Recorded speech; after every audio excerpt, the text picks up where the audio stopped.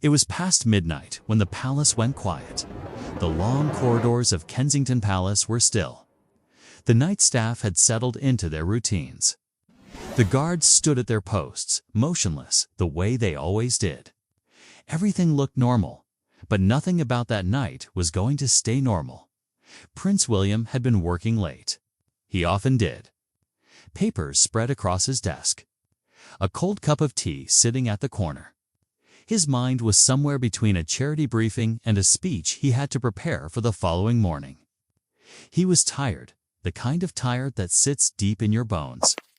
Then he heard it, a sound so small, so fragile that most people would have missed it. But not him. Not a father, it was a cry, soft at first, almost like a breath.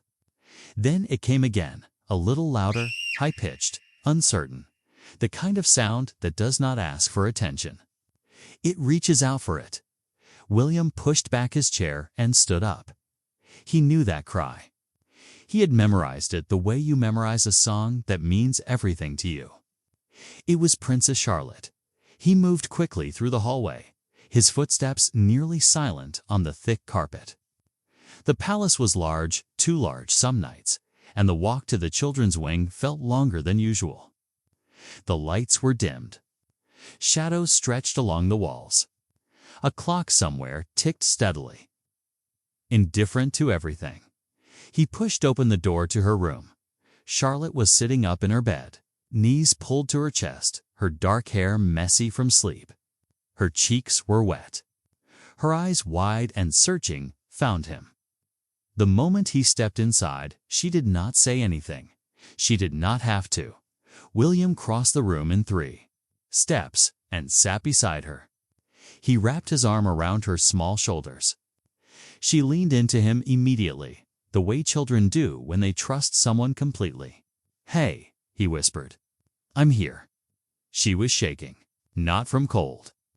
From something else. Something she had seen, or felt, or dreamed, he could not tell yet. If you love stories like this one, real, emotional, human moments from behind the doors of extraordinary lives, make sure you subscribe. There are more stories like this one coming, and you will not want to miss them. William held Charlotte close and looked around the room. Everything was in its place. Her books were stacked on the shelf. Her drawings were pinned to the wall. The small nightlight in the corner glowed soft and orange. Nothing was wrong, not visibly, not obviously, but something had frightened her deeply. And William could feel it, that quiet urgency that rises in a parent's chest when their child is scared and they do not yet know why. "Can you tell me?" he asked. Charlotte pulled back just slightly. She looked up at him. Her bottom lip was still trembling. She opened her mouth, then closed it again. She was trying to find the words. But whatever she had experienced in that room or in the dream that had pulled her from sleep, it was sitting. Just outside the reach of language, William waited. He was good at waiting. He had learned that patience was one of the most powerful things a father could offer. Then Charlotte reached up and pointed. Not at the door, not at the window, at the wall, at a specific spot, just beside the tall wooden wardrobe, where the shadow was thicker than it should have been. William looked, and for just a moment, just one brief, quiet moment, his expression changed. Asterisk, asterisk, William stared at the wall. The shadow was still, deep and still. The kind of stillness that does not feel natural, the kind that makes the air in the room feel heavier than it should. He kept his voice calm. That was important. Charlotte was watching his face the way children always watch their parents, faces in uncertain moments, reading every flicker, every muscle, every breath. "Stay here," he said softly. He stood up slowly and crossed toward the wardrobe. Each step was deliberate. He was not afraid, or at least, he would not let himself be. Not in front of her. He reached out and pulled the wardrobe door open. Nothing, just clothes, neatly hanging. Small shoes lined at the bottom. The faint smell of cedar. He exhaled slowly and turned back to Charlotte. She was still watching him, still hugging her knees. But now her eyes had shifted. She was not looking at the wardrobe anymore. She was looking at the window. William followed her gaze. The curtains were drawn. They had been drawn all night. But one corner, just one small corner near the bottom, had pulled away from the wall. A thin sliver of darkness showed through. It was not much. Just a gap. Just a thread of outside air pushing the fabric slightly inward. But Charlotte had seen something through it. "What did you see?" William asked. She swallowed hard. "A face," she whispered. The word landed in the room like something dropped from a height. William moved to the window immediately. He pulled the curtain back in one smooth motion and looked out into the night. The grounds were dark. The garden below was a mass of shapes, hedges, pathways, the distant outline of the iron fence. A security light on the far perimeter was on, which was normal. Everything looked exactly as it should, but William's jaw tightened, because the security light only turned on for one reason: motion. He stepped back from the window and reached into his pocket. He pulled out his phone and called the head of the night security team. The line picked up on the second ring. "James," William said quietly, "I need you to check the East Garden now and wake the full team." There was a pause on the other end. "Sir, is everything now, please?" He hung up and turned back to Charlotte. She had not moved. Her eyes were fixed on him, searching, waiting. She trusted him to make the world safe again. That trust, he felt the full weight of it in that moment. He walked back to the bed and sat beside her. "You did the right thing," he told her. "You called out. You told me. I was scared," she admitted. "I know." He brushed the hair away from her forehead. "Being scared is not wrong.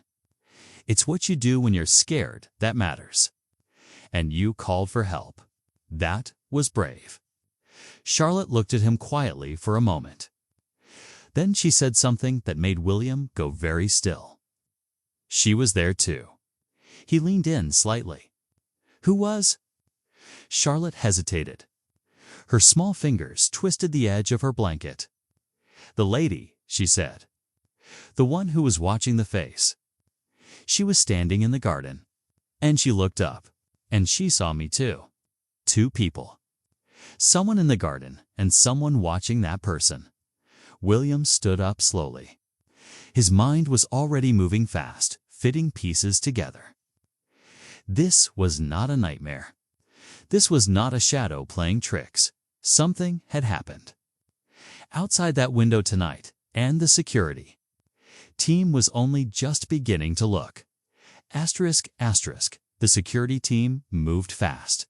6 men spread across the East Garden within minutes. Torchlight swept through the hedges in sharp white beams. Radio crackle cut through the silence.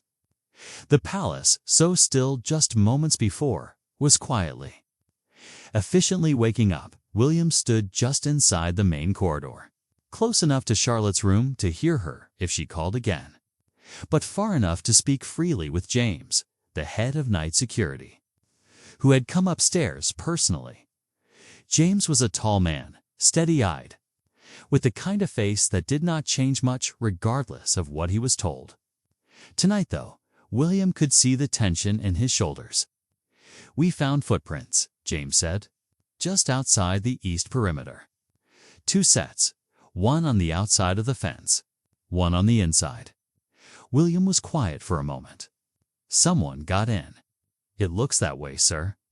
The inner set stops near the garden wall, just beneath Princess Charlotte's window. We do not know how long they were there. We found a mobile phone left on the ground. A phone, still on. The camera was open." The implications settled over William like cold air. Someone had stood beneath his daughter's window with a camera open in the dark. Whether they had photographed her a child, asleep in her own room, was something that would take time to confirm. But the possibility was already there, sitting heavy and sharp. He kept his expression steady. He had long ago learned to do that, to keep the storm on the inside. The second set of footprints, William said. Inside the fence. That's the part we don't fully understand yet, sir. The second set appears to be smaller. Lighter, the stride is different. James paused. It may have been someone already on the grounds. William looked at him directly. Someone on our staff. It was not a question. James did not flinch. We can't rule it out. We're reviewing access logs now. Everyone who was given clearance tonight will be accounted for by morning. William nodded slowly. He thanked James, told him to report anything immediately, and walked back to Charlotte's room. She was lying down now, but not asleep. Her eyes opened the moment he stepped through the door. She had been waiting. He sat beside her again. He thought carefully about what to say, how much to tell a child, how much to hold back, how to be honest without adding more fear to a night that had already frightened her. The guards are outside, he said. They're checking everything. You are safe. Charlotte studied his face. Did they find someone? He looked at her. This girl, 9 years old, thoughtful beyond her years, with her mother's quiet strength and her own particular kind of courage, deserved honesty. Not every detail, but honesty. They found something, he said, and they're looking into it. That's their job, and they're very good at it. Charlotte seemed to accept that. She was quiet for a moment. Then, is Mummy awake? It was such a simple question, and it undid him, just slightly, in the way that simple questions sometimes do. Not yet, he said. But I'll tell her in the morning. Will she be upset? She'll be glad you're safe. Charlotte nodded. She reached out and took his hand. Her fingers were small and warm. She held on without saying anything more. William sat there in the dim light of her room, holding his daughter's hand, while outside the garden was still being searched and the full shape of the night was still becoming clear. He did not know yet what or who had been standing beneath that window, but he knew one thing with absolute certainty. He was going to find out. By 4 in the morning. William had a name. He was sitting in his private study when James knocked and entered. The security chief held a single sheet of paper. His expression was carefully neutral, the kind of neutral that means the news is difficult. The phone we found in the garden, James began. It's registered. We ran the number against the palace staff database. William said nothing. He waited. It belongs to a woman named Alina Marsh. She joined the household staff 8 months ago. A junior coordinator in the events and logistics team. William let that settle. 8 months. She had been inside the palace for 8 months. She had attended staff briefings, walked the corridors, perhaps passed Charlotte in the hallway more than once. And last night she had been standing in the dark beneath his daughter's window with her camera open. Where is she now? We have her, sir. She was still on the grounds when the team swept the garden. She was found near the staff entrance on the north side, trying to leave. She says she was taking a walk because she couldn't sleep. At midnight? Yes, sir. With her camera open. James paused. She claims she was photographing the garden. For personal reasons, William stood up from behind his desk. He moved to the window. The sky outside was beginning to lighten at the very edges, that earliest gray that comes before dawn. The garden below was quiet now. The security lights were off.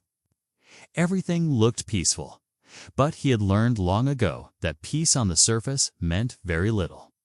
The second set of footprints, he said. The lighter ones. On the inside of the fence, James cleared his throat. That took us longer to trace. The stride pattern matched a staff member who had been on an authorized, late-night errand carrying documents from the East Annex. He passed through that area around 20 minutes before Miss Marsh was found. He was not involved. He didn't even see her, so she was alone. As far as we can confirm, yes. William turned from the window. "I want to see the footage from her phone." James hesitated for the first time all night. That hesitation, brief, almost invisible, told William everything. "There are images on the device," James said quietly. "We haven't confirmed the full contents yet.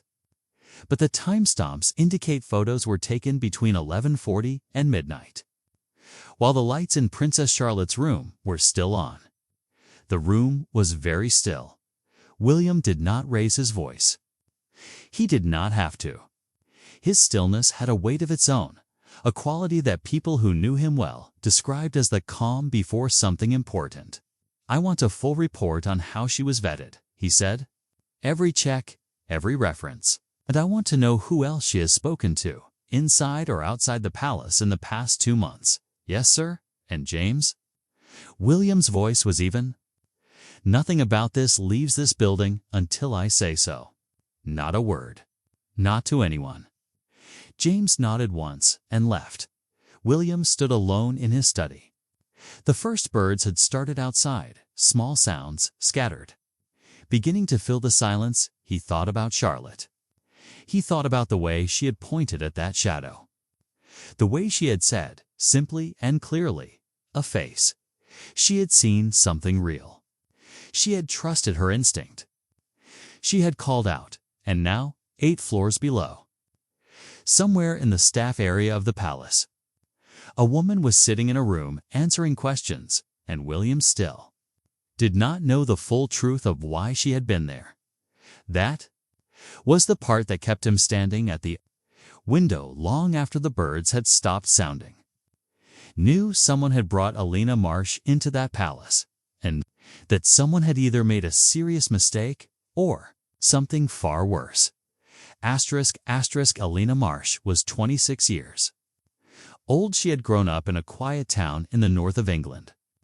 She had studied events management at a small university. She had 3 references, all of them checked, all of them confirmed. Her background report had come back clean. There was nothing in her file that had raised any concern. William read every page of it in the hour before he was told. She was ready to speak. He did not conduct the interview himself. That was not his role, and it would not have been appropriate. Instead, he sat in an adjacent room with James, watching through a one-way window as 2 senior palace security officers asked her questions. Across a plain table, Alina looked tired. Her hair was pulled back. Her hands were folded on the table in front of her. Very still, the kind of still that takes effort. She did not look like a person with nothing to hide. She looked like a person deciding how much to say. For the first 20 minutes, she held to her story. A walk, the garden, personal photographs of the hedges and the sky. She had always loved night photography. She had not meant to cause alarm. One of the officers slid a printed image across the table. "This is from your camera roll," he said. "Taken at 11:52 last night." Alina looked at the photograph. Her expression did not change outwardly, but her hands tightened slightly. Just slightly. The photograph showed a window, lit from inside. The curtain was drawn, but the soft orange glow of a nightlight was visible through the fabric. The image was clear. It had been taken from directly below. "Can you explain this one?" the officer asked. Alina was quiet for a long moment. Then she began to cry. It was not loud. It was not dramatic. It was the quiet kind of crying that comes when someone has been holding something too tightly for too long and finally lets it go. "I didn't mean for any of this," she said. "Tell us what happened," the officer said. His voice was calm, steady, patient. So she did. She had been approached 4 months ago. A man she knew through a mutual contact, someone she had met casually, socially, who had shown interest in her work. He had seemed normal, curious, friendly. He had asked about her job.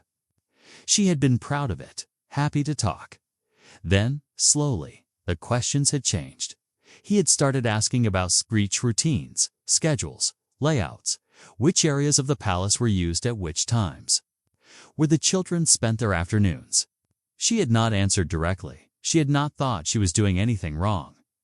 She had talked the way people talk when they feel comfortable, not realizing how much she was giving away. Then one night, he had asked her for something specific, a photograph. Just one, he said. Just something to confirm a detail for a piece he was writing. He said he was a journalist. He said it would be anonymous. She had refused at first. Then he had told her what he knew about her. Things that she had told him privately. Things that, if made public, would embarrass her terribly. Small things, perhaps, to some people. But to her, enough. She had felt trapped. Last night, she said, was supposed to be the last time. She had promised herself it would be the last time, and then she would find a way out. William watched through the glass as she finished speaking. The room on the other side was very quiet. He felt something complex and difficult, not quite sympathy. Not quite anger, but something between them. Something that acknowledged how people can be led carefully, quietly, into situations they never intended to enter. But that acknowledgement changed nothing. Someone had targeted his household deliberately. Someone had found a young woman, built her trust, and used her. This had been patient and planned and calculating, and that person was still out there. William turned to James.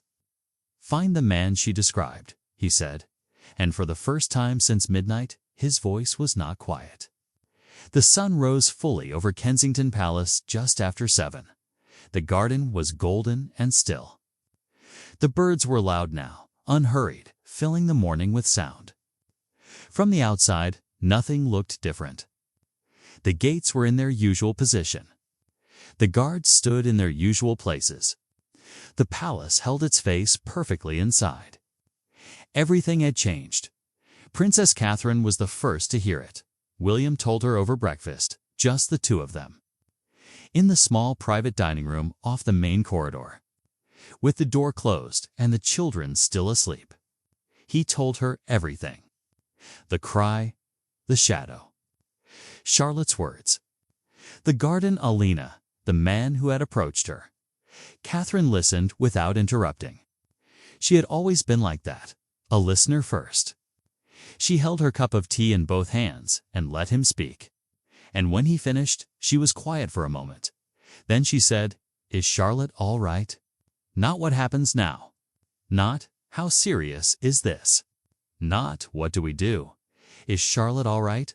That was her first question, and William loved her deeply for it. "She's all right," he said. She was frightened last night, but she was brave. She trusted her instinct. She called out. Catherine nodded slowly. Her eyes were steady, though he could see the effort behind that steadiness. She was a mother. What he had just told her, that someone had stood beneath their daughter's window in the dark, would not leave her quickly. It would sit with her the way all difficult things sit with parents, just beneath the surface of ordinary moments. "She needs to know she did the right thing," Catherine said. Not that something scary happened, but that she did the right thing, William agreed. When Charlotte woke up an hour later, both her parents were waiting in her room. Not with serious faces and careful words. With warmth. With normalcy. Catherine sat on the edge of the bed and talked about breakfast. William had brought up Charlotte's favorite warm toast with honey and a small pot of hot chocolate. Charlotte looked between them and understood. With the quiet instinct of a child who has grown up in an extraordinary life. That the morning had been arranged deliberately. That this ordinariness was a gift. She accepted it. She ate her toast. She talked about the book she had been reading. She asked whether they could go to the garden later, and then paused, as if she had remembered something, and looked at William. He smiled at her. "The garden is fine," he said. "You can go wherever you like." She seemed satisfied with that later that morning.